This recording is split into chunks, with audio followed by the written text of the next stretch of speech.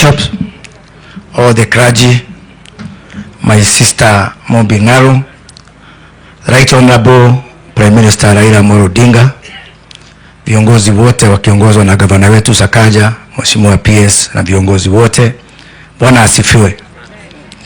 Nimekuja kuleta rambirambi zangu za familia yangu na watu wa kwetu. Mimi ni wa eneo hili, kwako mama na familia, kwa sababu ya kuachwa na mzee. I may not have interacted with Dr. Ng'aro on a personal level, but we've been told by Odoro Ngwen that Dr. Ng'aro spotted you. You must have been very young, so I can tell what kind of a man he is if he had spotted you that young.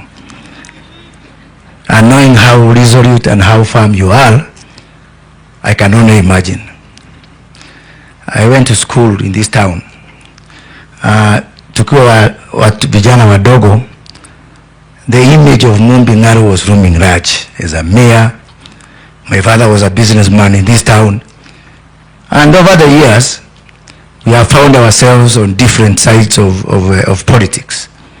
I remember as a young man, during the Sabasaba of 1990, I was called by this man, Kariuki Mururi and Gegi Mwegai.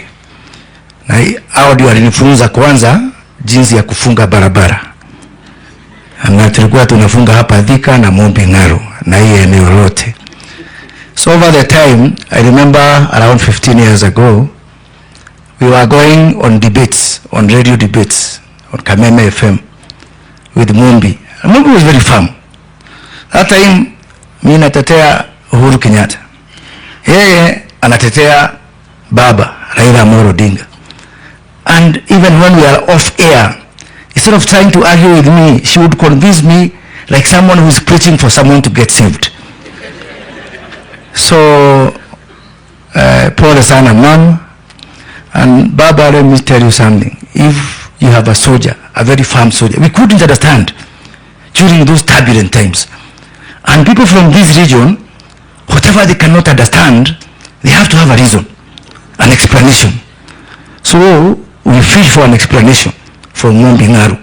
How come anasimama na baba kila wakati?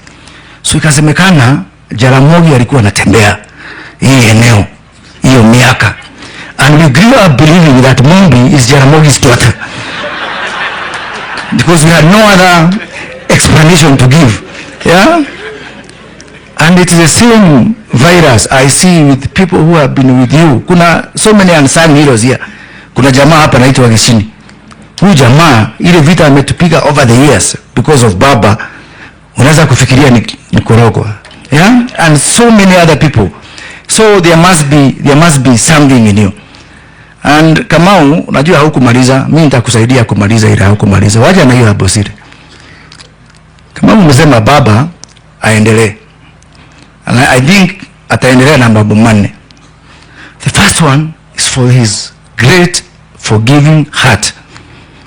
The other day, I was with a former colleague in parliament. He was an MP in Wajir. Alikuwa amesimama 2017. Alikuwa amesimama na ODM.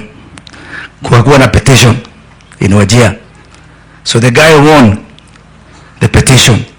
Uchaguzi karudiwa, lakini kurudiwa, he defended his seat on a Jubilee ticket, not on ODM ticket. So juzi nikamwambia I am going to see baba. Kaniambia mimi nakuomba kitu kimoja. Uende waambie baba pole kwa sababu nilimkosea.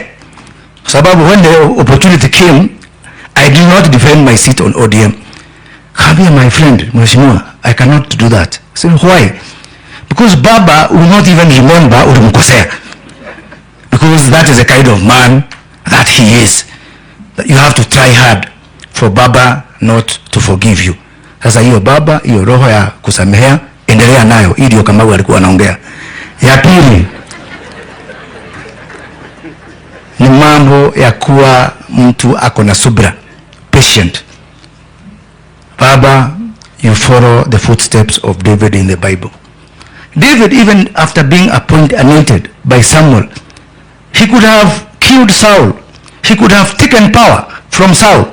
But even after anointment, he waited for 22 years. Imagine, wengine wetu hata mwaka moja hatuwezi kuvumilia.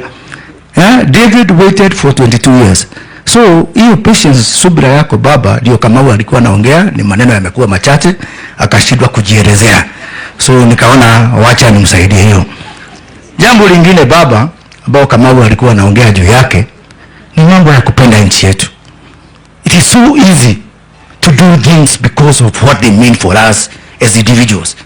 It is so easy to say, to hell with the country. But when the big hour comes, Baba, you always bed back for the nation. You don't bed back for individuals. You always bed back for the nation. Now, that patriotism, above all, is what Kamau, kwa sababu hajatembea sana, alishindwa kusema, hiyo ndio Kamau alikuwa anasema tuendelee nao. Lakini ya mwisho, baba, ni kuwa mtu ambaye ako na plan, mtu ambaye ako na mpango, mtu ambaye hafanyi mambo kiholela, mtu ambaye ana calculate. Mimi siku hizi mnaona siongeagi sana, na shidaga na baba, na niko na notebook. Na muangalia, nasoma mambo mengi sana.